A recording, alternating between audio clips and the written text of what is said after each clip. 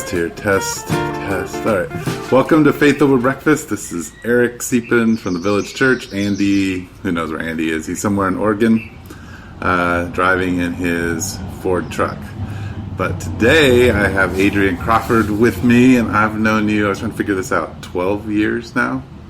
I think longer than that. Longer than 12 years? When did you guys come to the Village? Well, it was 13 years in August, right? It's the day that Elliot was born. Right. Was the day that we came. That's right. That's how we mark it. So 13 years. That's a long time. It is a long time. We are getting old. Uh-huh. So, like, you came and David and you had been married for how long were you? 3 months. 3 months? Yeah. You know, I never really connected that you guys had only been married for It's so crazy. Wow. And I have 3 kids. Mm-hmm. So the oldest is Bentley. Uh-huh. How old is Bentley? He's 9. And Clayton is 8. And Lily is 6. 6. Oh, gosh. Yeah. Life has changed. Yeah. To say the least.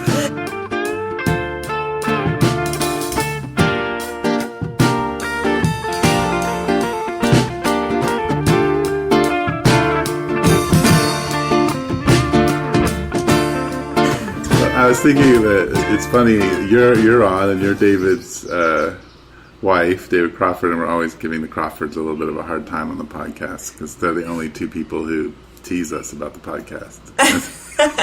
But you're the first one to get on the podcast. So what I wanted to talk to you about, because I think it's something that's pretty dear to your heart, is, I mean, I guess I would think of you as an activist, but you're kind of a non-traditional activist. But since I've known you, you've cared about people who are marginalized. That's really where you felt like your voice, I don't know, it resonated with you, connecting there. I mean, you used to have movie nights at your house where we would watch obscure movies about, things like Hotel Rwanda, where the slums of Brazil. The slums of Brazil. Do you remember the other? There was one other that was pretty. The slums of Brazil was pretty violent, and it was pretty. What was that hard. Called? That one something of God. Oh, City of God. City of God. Yeah, those are the 3 big ones that I remember. Yeah. Us kind of talking about and discussing back then, 13 years ago. Yeah. So I thought maybe you could talk a little bit about just how you got there. Like, how did you get to a place where you're like, I want to speak up for these people. I want to be part of their life. I want to begin to use my voice and whatever resources I have. Yeah. So my dad is a pastor, and in 1975, he rode his bike with 3 of his friends from Detroit, Michigan to La Paz, Bolivia. That took a year.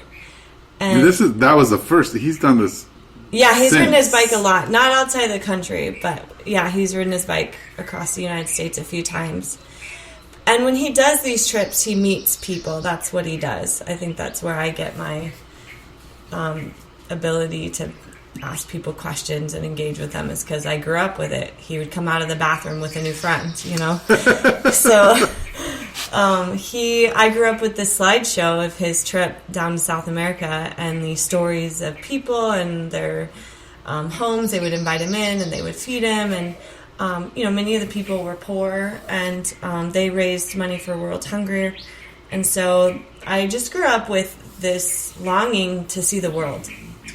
And so I had decided I'd be an elementary school teacher, and I'd go to college, and I didn't really know what I was going to do. But in the process, I also wanted to study abroad. So I lived in Spain for a while, and Spain, I think, impacted me in a lot of ways that I look back and see in terms of like politics and religion, and just, it's Western Europe, and they have a long history, and they've really thought about things.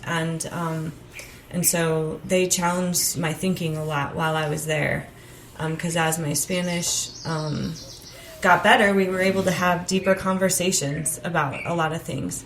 But the thing that changed me the most was I went to Cuba in 2002, and that's when I met David. And I went because it was an island, and I wanted to be in the Caribbean.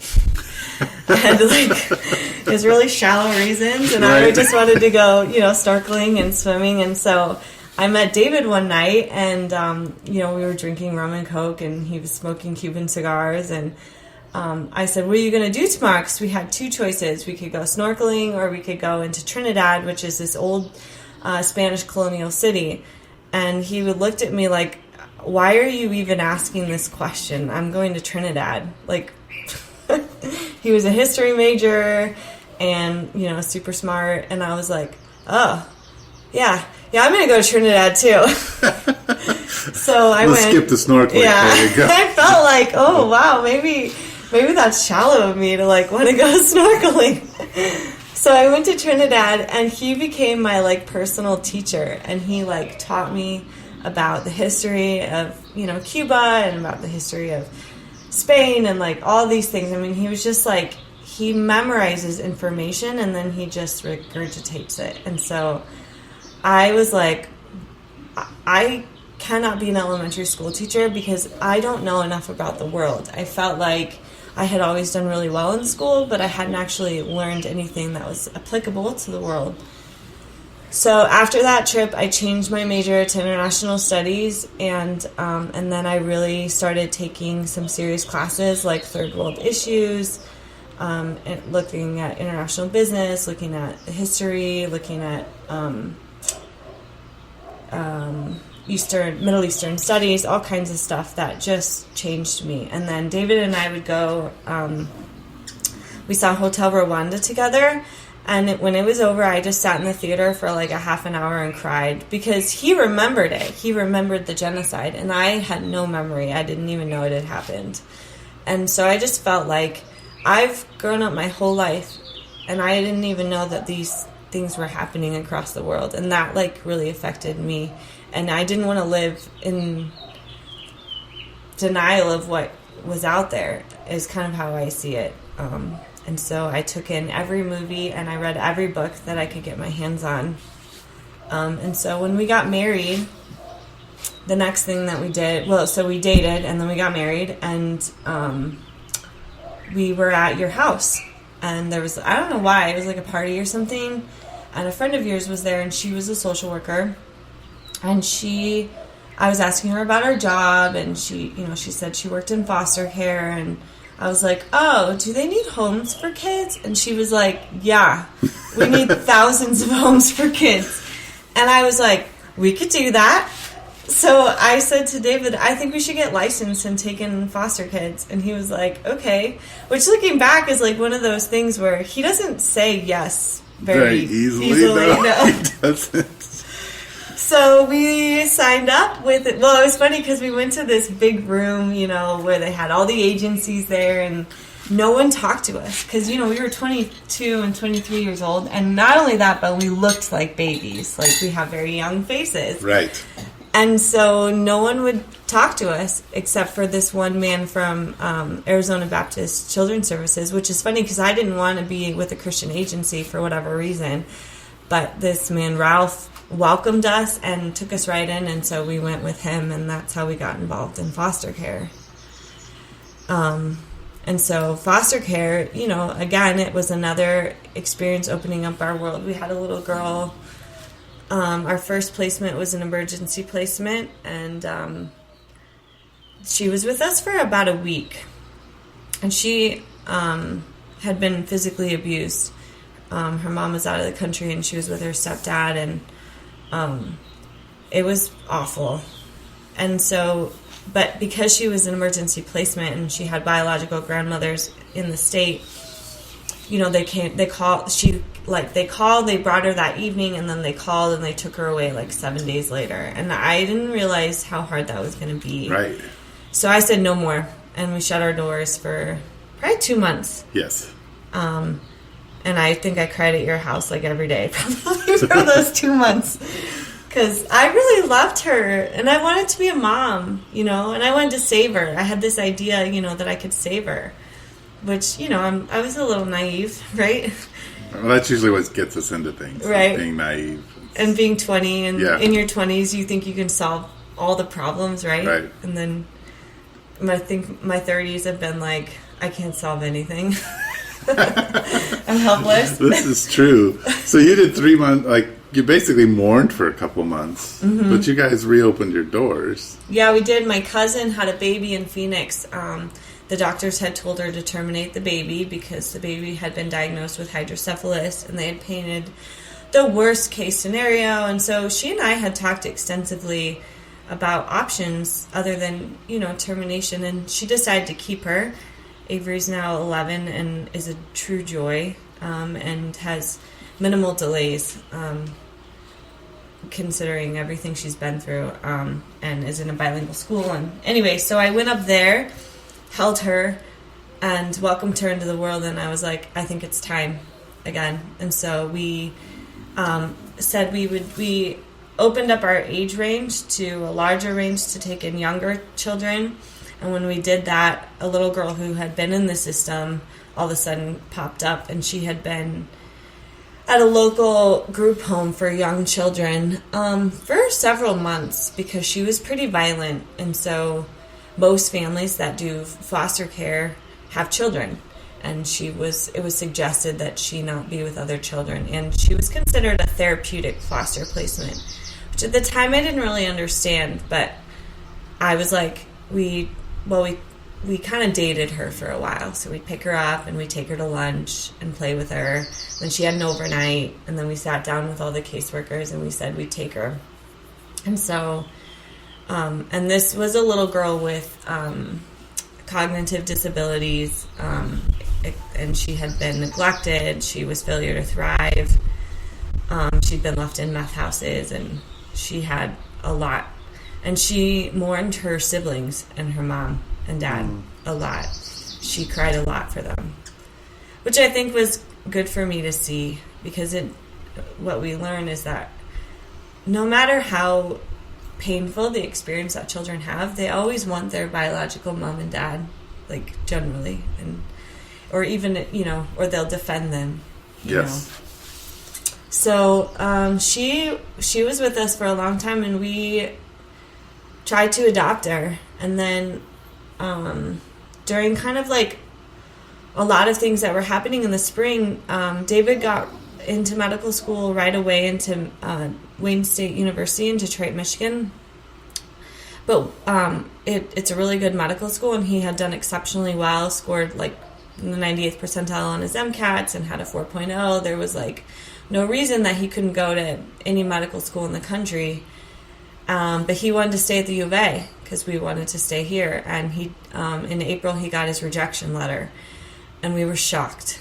And so, because we had a backup in Detroit, we knew we were going to be moving in the next 3 months to Michigan. Oh, I remember that time. It was very emotional. It was. Yeah, for all of us. Yeah. Yeah, a lot of people tried to convince us not to go. No, they did. Yeah, we all did. I mean, we loved you and didn't want you to go. Yeah. So, a long story short, they wouldn't let us take her with us. So, we had to help her get situated in a new home. And then after we left, she bounced around to 4 new homes. And she ended up getting adopted. And I've lost touch with her and anyone that has contact with her at this point. So that's too bad. Yeah. But I pray for her, and she just had her 16th birthday in March. Wow. So she's out there somewhere doing something. So you guys went to Detroit, and for the first year of medical school, you were in a very ritzy kind of section of Michigan. We were in Ann Arbor. You were in Ann Arbor. The hub of intellectuals and wealth and beauty. A lot of things we didn't even recognize, when we got there. Yeah. We went to his aunt and uncle's church, which is a thriving, it's a very giving church. There's a lot of money and a lot of givers. And they do a lot of things in their community, and then in Rwanda, they have work in Rwanda, and they do work in Mexico. And so I got involved with the youth group, and we were in Bible study, and we tried to volunteer whenever we could. Right. So this in some ways was even spiritually a big shift for David. And it seems like David kind of went from, because when you guys came to the village, you were coming back to faith.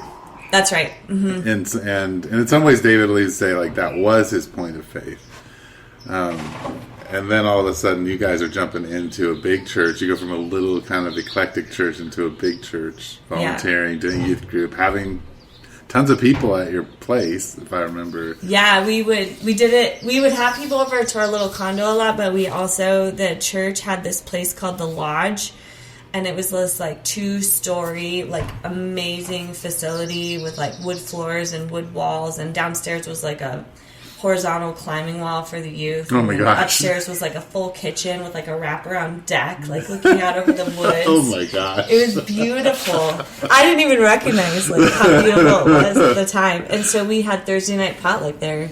And so we started it with another couple who were just like, they had one little girl. She was about 18 months old. And we were like, people wanted community. And so I think that Thursday night potluck is still happening today. Oh, wow. And none of us who started it, or at least our 2 immediate families, don't belong there anymore. Or they belong to the church. But anyways, yeah. So it was a lasting impact. Yeah.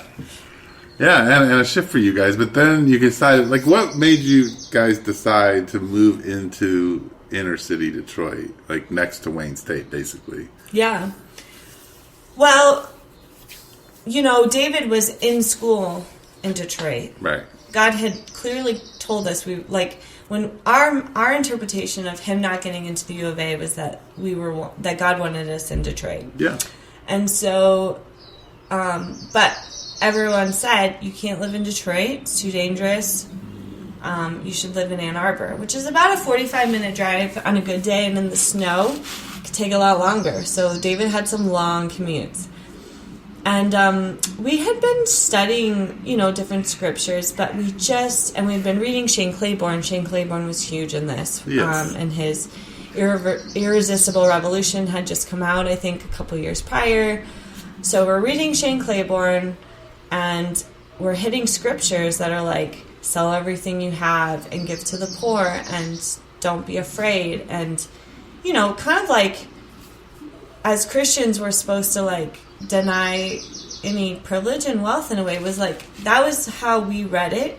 And even though people would push back, we really felt like, no, God is telling us to move to the inner city, and we're denying that by being in this comfort, and we're not afraid.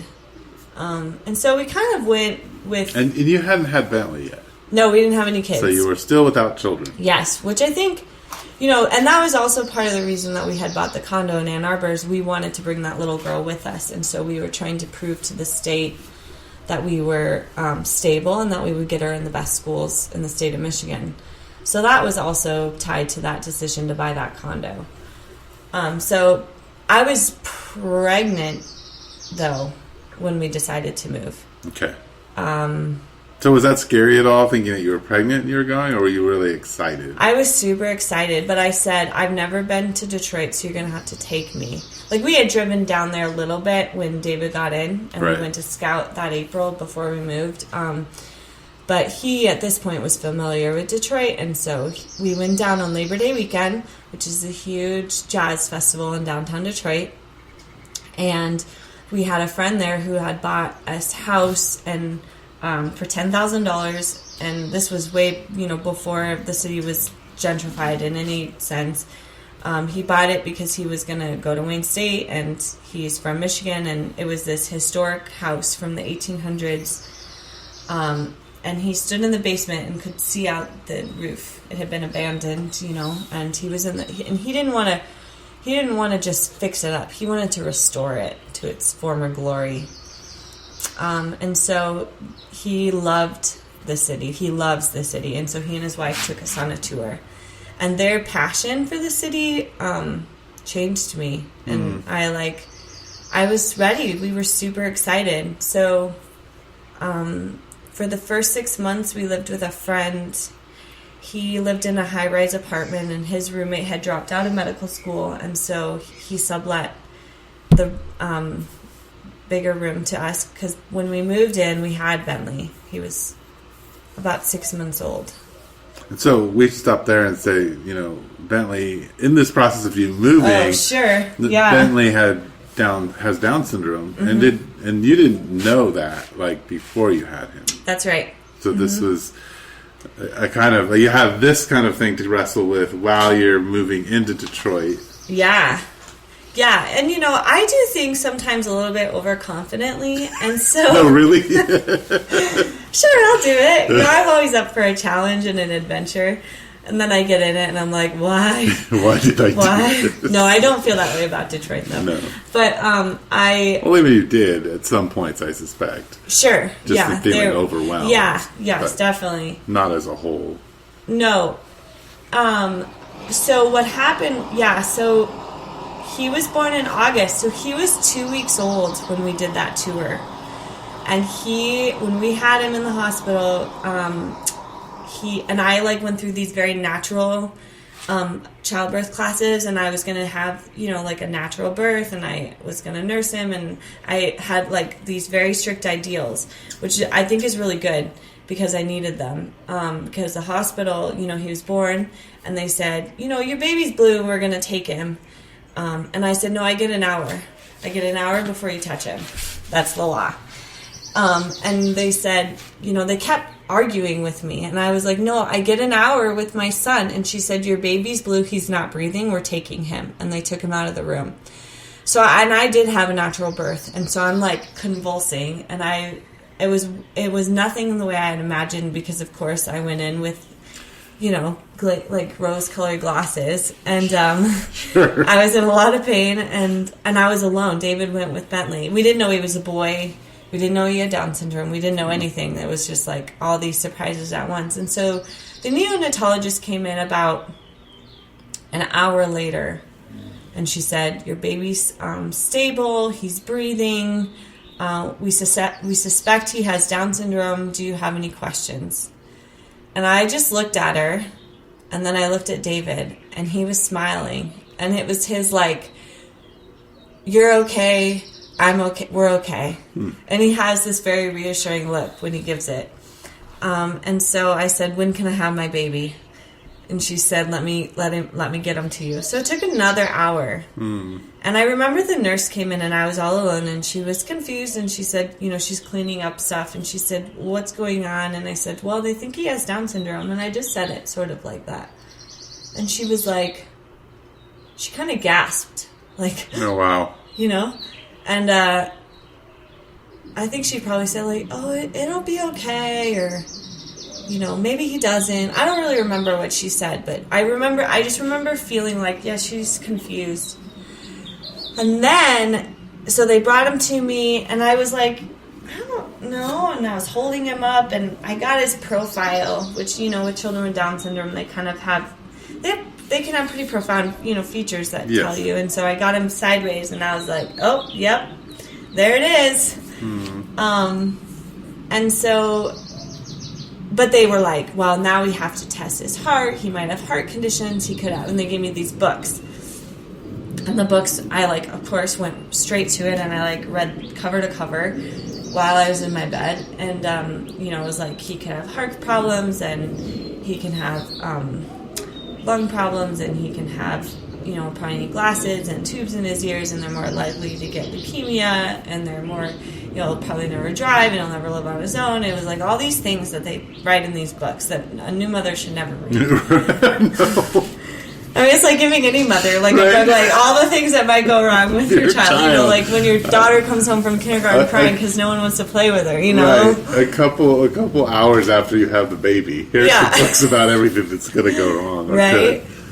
Wow. So, and I didn't, I was crying, and David took the books, and he's like, we're not going to read these. And then the thing that was the hardest was this nurse came in, and she said, what's your levels today? And I said, oh, I'm feeling great. And she was like, okay, well, are we working towards discharge? And I said, no, they want to keep us over the weekend. And she was like, she gave me this scowl, this confused look, why?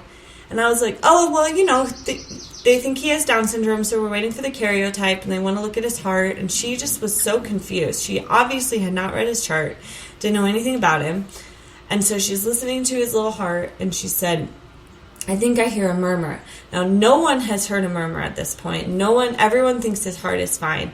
And now all of a sudden, this nurse thinks she hears a murmur and that he's not doing well. And then they're paging the pediatrician.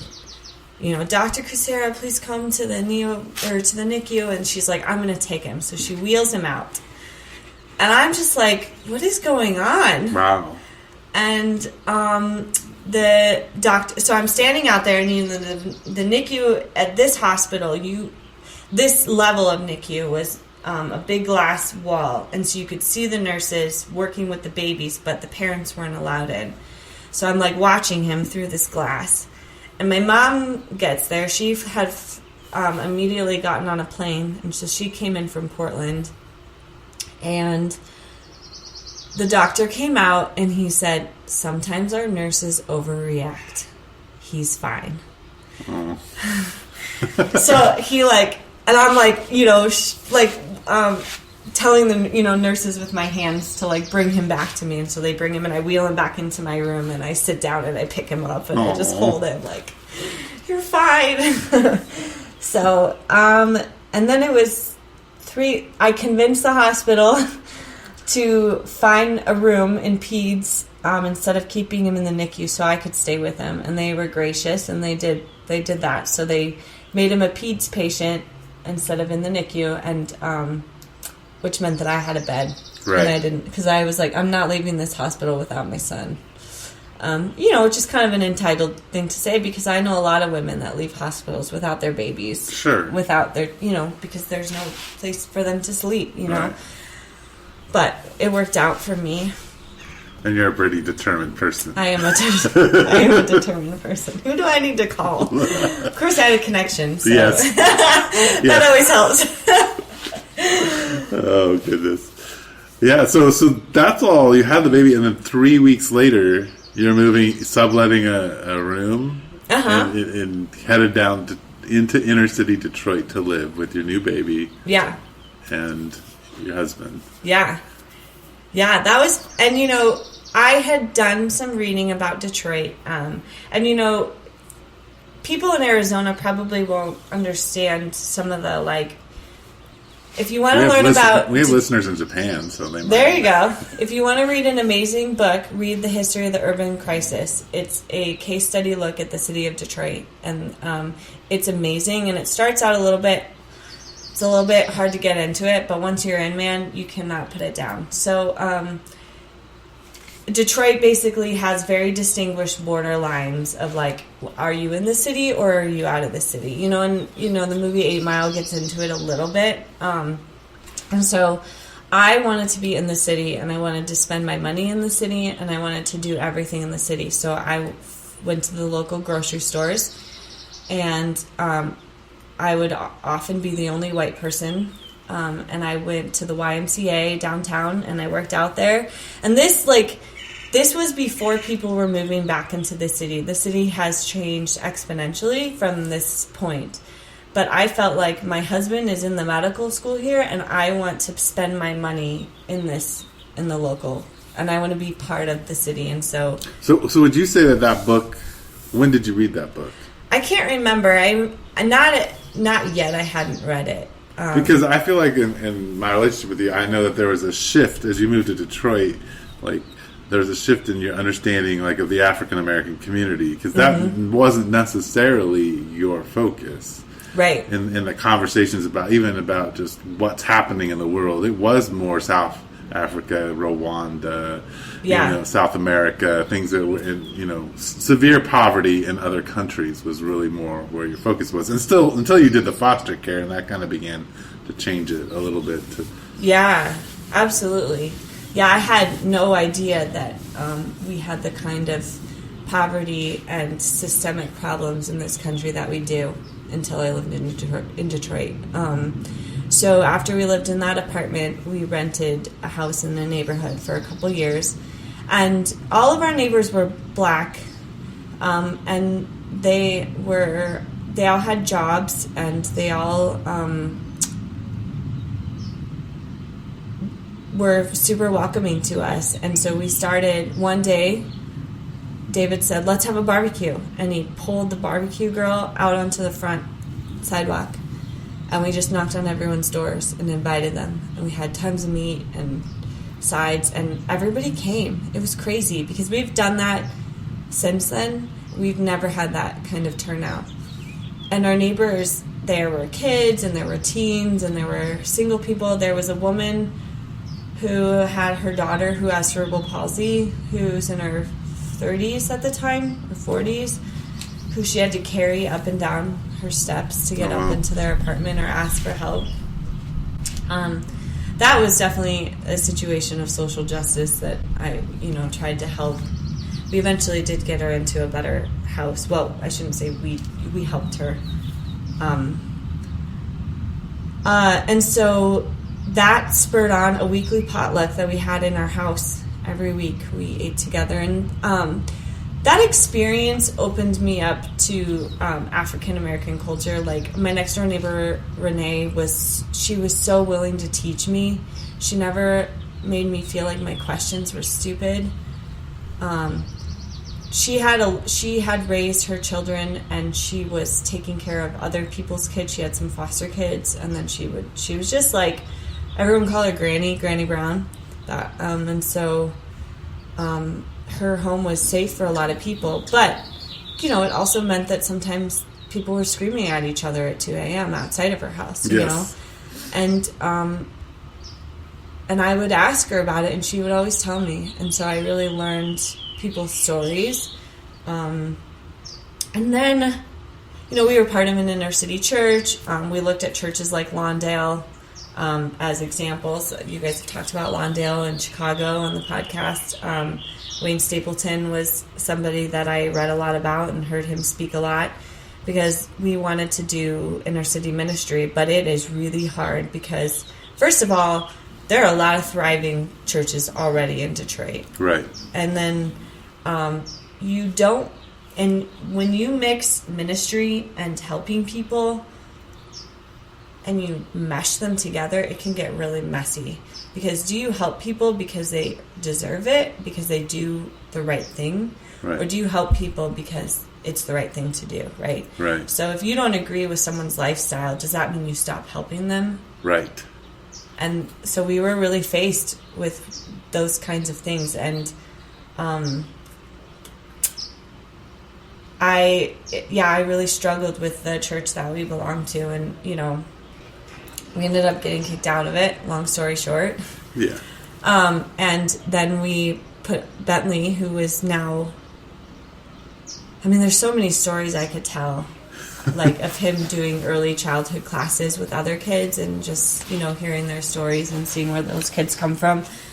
And then... Well, and it seems like Bentley began to take front and center as he was getting older and engaging with other kids and going into schools, which then created more touch points for you to be in relationship with people in the schools and different mothers and in the community. And actually the point that one of the biggest changes for me was I went to the CCDA conference, Christian Community Development Association, which is a huge conference that happens around the United States, and it's all to bring people who do inner city ministry together and just learn from each other and share stories and pains. And so I went 3 years in a row, and 1 year I went to this workshop called So What About the Kids? And it was about kids whose parents do ministry and, like, what about their individual needs? Like, do you ever leave the inner city because it's not best for them, Right, so a good question. Yeah, and so I raised my hand and I said, I have this little guy with Down syndrome. He was probably 2 or 3 at the time, because I had Clayton with me, and Clayton was a few months old, 6 months old, and she was this, probably in her 50s woman, so kind and so willing to share, like, all the things that they had done wrong and the things that they were proud of. She said, you have been dealt a different card, and you need to consider his needs first. And I, didn't like her answer. I was like, no, because lots of people have kids with Down syndrome in poor places, and they don't leave because they don't have a choice. And so I'm not leaving. I'm not I'm not going to find what's best for him because it's not fair, right? And so I really wrestled with that for a long time, but her words never left, And so we found a school. We were going to send him at this point, we've moved, we've bought a house, David's in residency. Now we have 3 children, and we've left our church, and we're in a new church and we're grieving in. I don't think we ever started the healing process really in Detroit. We were grieving there, and so he ended up at the Bog School, and that's politically where I changed 100%, because it is a school of activists and a school of heart for the city, and a school that's really raw and rich, and so that's that was the shift. Could you give some distinctives about that school? What were some of the main things that kind of really pushed you in a different direction in thinking about the community, thinking about?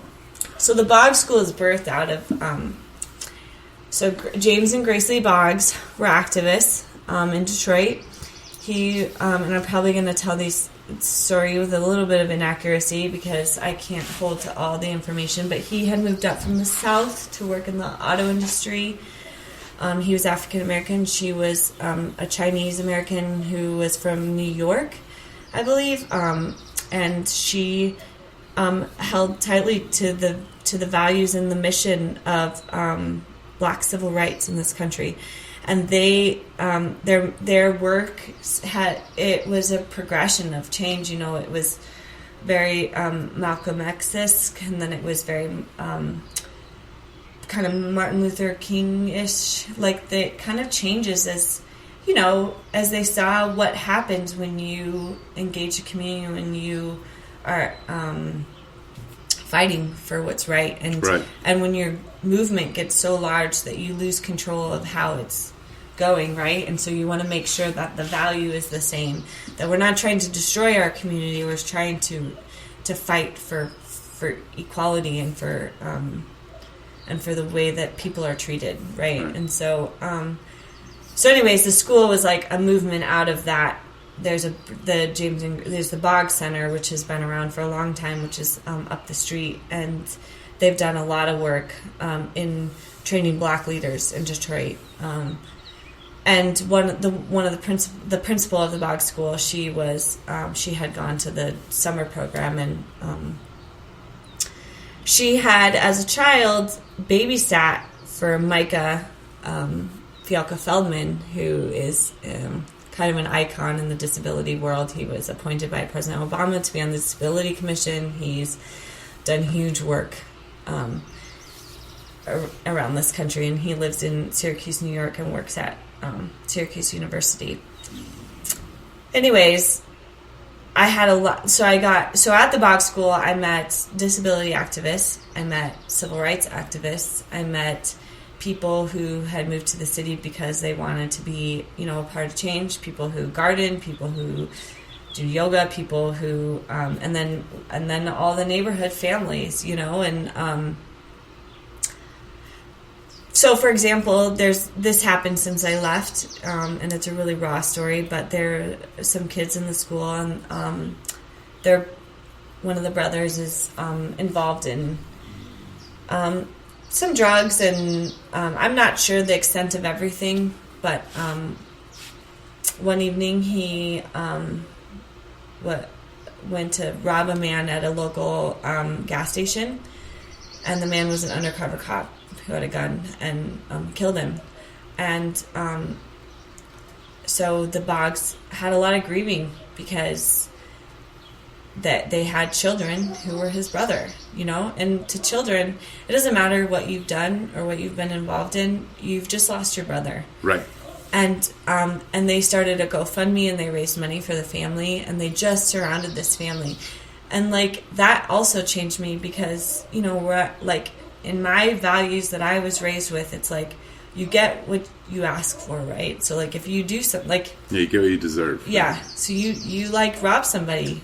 You died. You died. You're taking a risk. Yeah, you shouldn't have done that, right?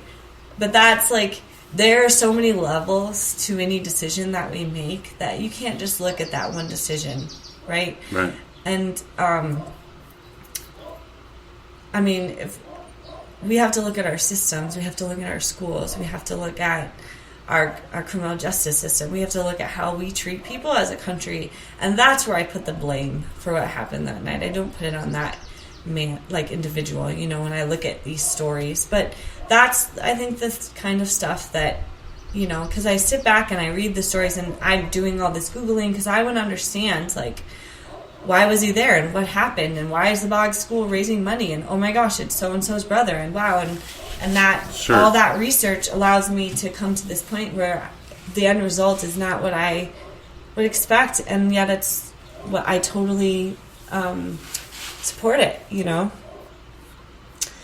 So the Boggs School, and a lot of those individuals, there's 3 women who started it, and I really look up to all 3 of them. And then I know people on the board, and then I know parents in the school, and they've all pushed me to grow in different ways. Yeah. So now you come to, eventually David finishes medical school, and you guys kind of go from really living on the street to kind of moving a little bit out of that because of such painful experiences you guys had there, to David always being a doctor, and doctors make money. Right. That's not, and so now we're recording in this nice house, and Bentley's now, you said 8? He's 9. 9, right? I should know that every Sunday. Right? He says 9, almost 10. Right. But so he's old, much older. This is like a 10-year story that's kind of changed you. Yeah. And now you're kind of in a place where, you wrote a blog about Bentley and about the struggles of his stubbornness and his disability and his joy and his beauty all wrapped up sort of in one package. Right? that you it's as a lot. You as a mom have to deal with, and how he encounters the world, and you are always going to be encountering the world with him in a way. Mm-hmm. I've learned as my kids have gotten older that they encounter the world by themselves, and I assist in that, and then less and less. But with Bentley, there's always going to be, in some sense, you encountering the world with him. Sure. And so some of and understanding the nuances and the ways that he's going to be pushed out better than he does. Yeah. In a lot of ways. And helping him work through that. So you have a heart, because part of the whole, entering into the African American community, becoming more aware of where they're at, trying to be part of their story as best you can, which is hard as somebody who's not African American, because in some ways it's not even fair to them for you to be part of their story in some ways. Right. And they owe me nothing. Yes. And then, but also that's kind of with the disabilities and what happens, because in some ways, well, in a lot of ways, our culture, as you said in your blog, is not designed, our world is not designed for people with disabilities. Our homes are not built for people with disabilities. We've learned that just with somebody in our community has a wheelchair, that not half of our homes she can't even come into because the bathroom doors are too small. Just little things like that. Yeah. To like your example of them closing the schools, and when they reopen the schools, they don't have the workers to have kids who, any kind of to help disabilities, so they all have to stay home while the other kids go. So there's these distinctions that we don't. Nowadays we call these they're micro things that push against. They're not big, but they add up and create a very stressful environment, and also just you're not included. Right. You're not included, and so you shifted to that. It seems in a lot of ways, because you're not heavily involved in activism for the African American community. You seem more connected to Bentley's story and to where you can step in and be in that. I don't know if you could just kind of talk more about where you're at with that, and how you, as you said, in your 30s feel about being an activist versus that girl who was sobbing in Rwanda. Right. What changes, what has maturity brought to you, and just age? Right. Yeah. So, we decided to move back to Tucson, and we decided that God was leading us to, I mean, the CEO of Children's Clinics basically found us and wanted David to work at Children's Clinics. He'd never heard of it, and so he signed on with that. And so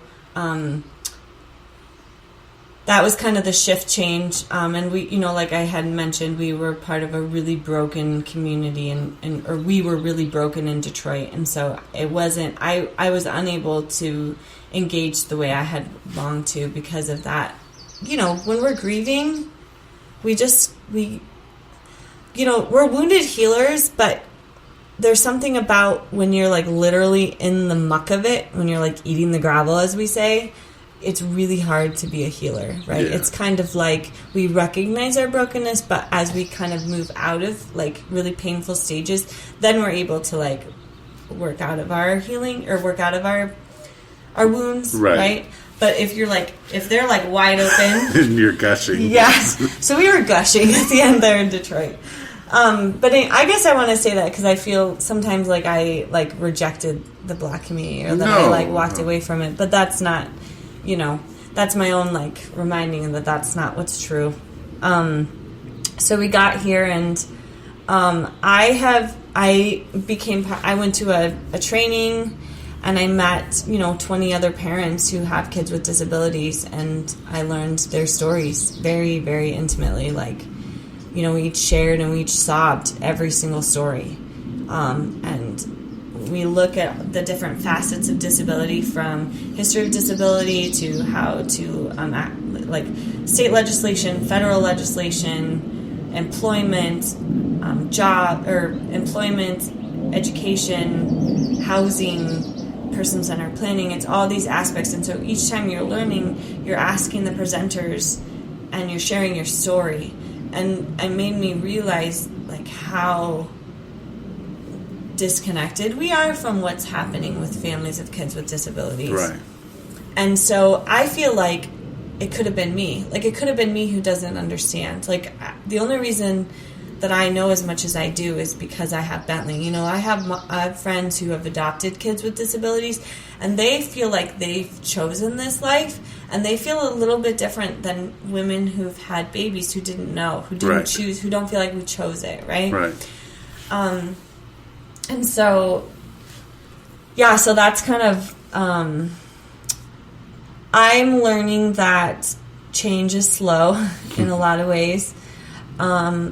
I feel like the presenter. So now I am employed by the conference that I went to. I'm now employed by the agency that provides the conference. What's the name of that agency? Yeah, so it's called Pilot Parents of Southern Arizona, and they put on a national program called. It's called the Arizona Partners in Leadership. It's also known as Partners in Policymaking, and it comes out of the state of Minnesota, and it's geared towards. Training parents and self-advocates, like I said, about the different facets of disability and what is happening. What are the laws and what's happening in your state, and what's the disconnect, right? So we have these national presenters that come and they share what's happening around the country, and then we have people from the state come in, and it's really depressing sometimes because what's happening in Arizona isn't necessarily, it's not what the law says.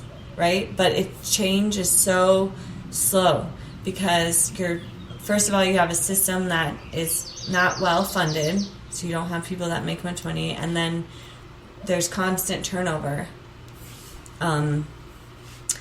So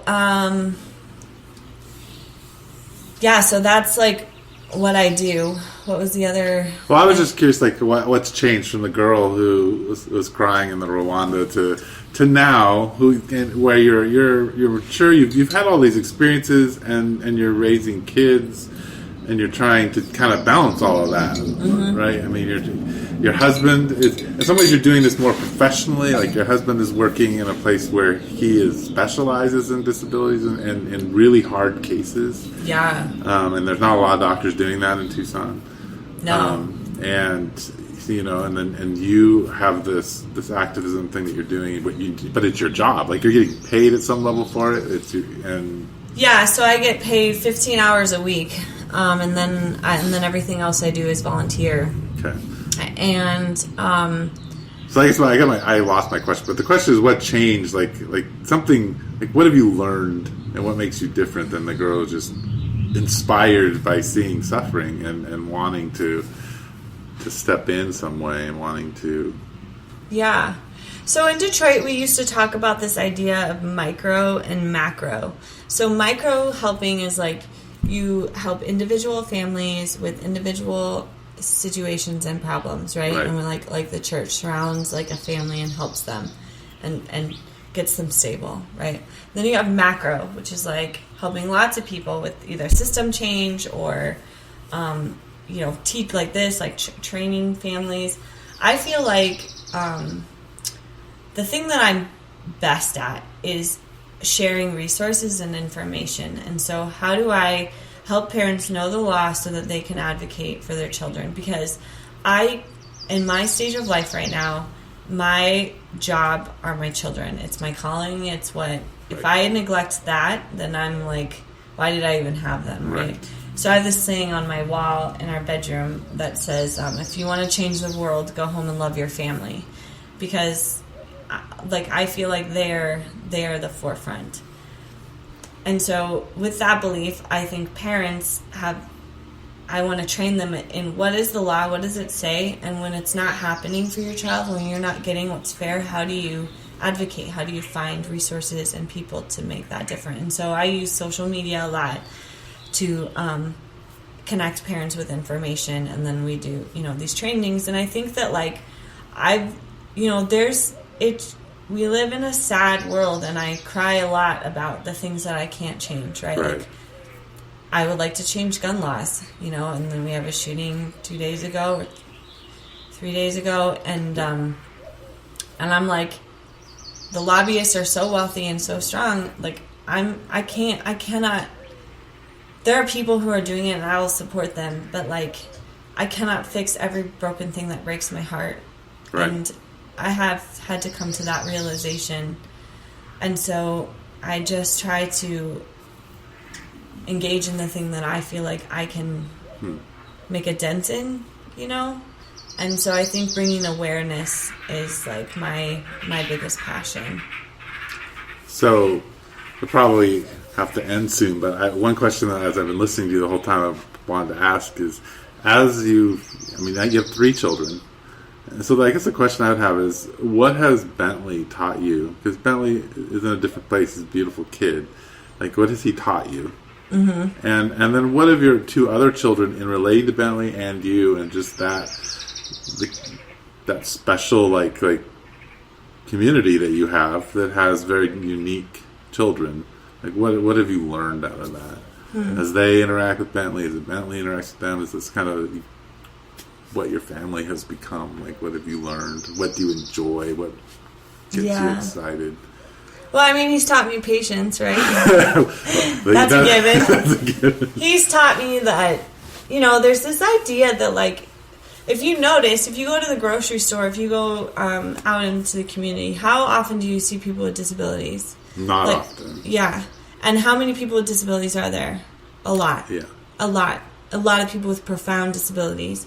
They're in their homes with their door shut for whatever reason, and my hope is to change that, right? And that's one of the things the presenter said this weekend was, inclusion is so important because the children in your son or daughter's classroom are the employers of the future. And if they understand and interact with kids who are differently abled, autism, Down syndrome, cerebral palsy, a variety, blind or hearing impaired, when they go to open up their business, or when they're running a franchise, or when they're, doing whatever they're doing, and Bentley's looking for a job, they're going to be more willing to employ him because they're not afraid of him. Right. And we have a fear about the things that we don't know. And I think historically we put kids in institutions, and we kept them separate, and we taught parents to be embarrassed. And so, my thing that I'm learning is Bentley was born into a family with a brother and a sister, and God's intention for that was that we are together in community together, and that watching them learn to interact with him and protect him and push him, right? So they'll like get off the bus and they'll say he wasn't listening, or they'll get off of the bus and they'll say everyone was bullying him, and Lily comes home sobbing sometimes because of the way kids treat him on the bus, or if I'm not asking enough of him, well, why doesn't Bentley have to do it? And so they're constantly this voice of like what's real, and seeing him as their equal, you know. And we talked about this one time at a training I was at about siblings, and it said, you know, sometimes we're trying to like protect the kids from each other, or we're trying to like. And somebody said, "Isn't it so lovely that there are two people in my family, so two siblings, two people in the whole world that don't see him as different, that don't see him with Down syndrome, that see him as their brother who is expected to do the same things that they are." And I just love that, and I feel like that's the message to the world: is wouldn't it be nice if people engaged in our family and knew him enough to see him as just like the other kids, right? You know, and to know his story enough. And so I think that's the thing that, like, I'm really thankful that we get to have a picture of, you know, God at the table in our family. And I've really wrestled with some scriptures about brokenness, and I kind of have this like lingering question, which we've talked about, and we don't need to get in, you know, it could be a whole nother podcast, yeah. But like, is Bentley broken? You know, right. Is he the broken one? Or are we the broken ones? Or are we all broken, you know? Right. And so really, you know, I really wrestle with that and think about that a lot. If God knit him in my womb the same way that Clayton and Lily were knit, and, you know, we don't know what causes Down syndrome. It happens across the board, rich, poor, black, white. So, you know, maybe he's not the mistake. Maybe, you know. But he's also not the angel here either, right? No, he's not. We don't want to look at him as an angel. Right. He's just a person. Yeah, well, and that's the experience is either you really are just super hard on him and or see him as the broken thing that you just have to kind of always make sure he's not doing something he shouldn't be doing, right? Or you kind of, especially when you're on the outside, you're like think, well, what are just the things that could do to make Bentley better, like life better, like you know? And I think it's complicated because. I mean, I think it's complicated because you're on the inside, and that's what you're saying. As a parent, like, you know, and I say with my own kids and their own struggles, as a parent, I know the struggle and I get it. Everybody on the outside, when those struggles kind of seep out, like your little special naked one, which was just hilarious, like, right. Like those things everybody sees, right? And no matter if like they love you, there's still a process of thinking that they're going like, well, why does that happen? Like, well, you know, but you don't know the internal struggle or the internal story, and you're thinking, oh, well, maybe she could do this or maybe she could do that. Like, your brain will shift there very quickly. It's like how to fix the problem, right? Because that's a problem, right? And so we kind of work our way through, and we do that with everybody's kids, right? But Bentley, I think, especially in our community, I mean, he is the one with a more profound disability, and so, you know, there is. I mean, I think he's a beautiful gift to our community. But yeah, it's that like. But we're still on the outside of it, right? Yeah, well, and it's like that podcast you guys had about judgment, right? Like, how do you live without judging? Like, how in parenting and live without? How do I not judge your parenting, right? But but we're constantly judging, right, our situation and what's going on around us, right? And you know. Well, and there's the internal. It's not even us judging others. There's our own internal judgment of ourselves and where we fit in how well we're doing. Yeah, totally. I think for people I think like reading books is helpful. So like reading people's stories, it normalizes things, right? So I could suggest there are so many books, like just people have written, they're just stories like Expecting Adam and the Lucky Few. There's Bloom, there's My Heart Can't Even Believe It, it's probably my favorite. Those are all stories of families of children with Down syndrome. and they share how they got into it and what the journey has been up into this point in that child's life. And I feel like that's how I have friends with kids with cerebral palsy, and again, that's a disability that has a vast array of differences and challenges and sure. Strengths. And so when I read stories, though, when I read the books, it helps me, understand someone's life. And then I just do a lot of watching. I do a lot of observing. And I'm like a teacher by nature, so you can ask me a lot of things, and I'll do my very best to not be offended by people's questions. I welcome them.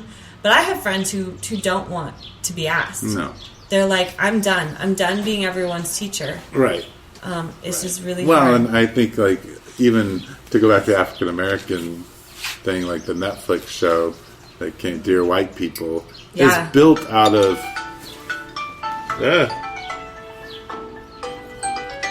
sitting on my keys. This is built on African Americans not wanting to be white people's teachers. Right, totally. And I think because so it's you're living it, and it is enough to live like the. This is a little unfortunate. Where did my keys go? Oh, I'm sitting on my keys. Oh, and so they're making your phone ring. So, because you're currently living it, and the struggle is real, and you don't have time to people do ask, dare I call them stupid questions, right? I get asked a lot of stupid questions. Some people say no question is stupid. Well, some questions are hard and they hurt. Yeah, they're painful. They're very painful.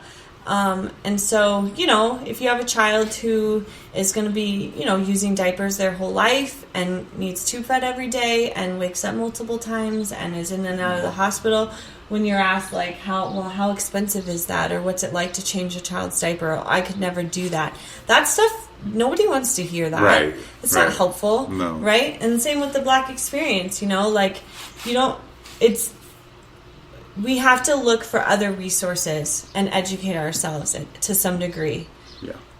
Mm-hmm. Well, and I think podcasts like this, I really appreciate this because I even learned a few things, and I've known you for 13 years. I'm like, I didn't even know little bits of your story, and I've heard your story a lot. Right. So, no, it's really cool, and I think having your story out is an important, people need to know what it's like on the inside of all of our lives, but, yours in particular. So thank you for letting me do this. Thanks for inviting me. Yeah, well. Or letting me push my way in. When do I get to be on the podcast? Well, thank you. I think that's it. I think we're done with this podcast. All right, sounds good. Awesome.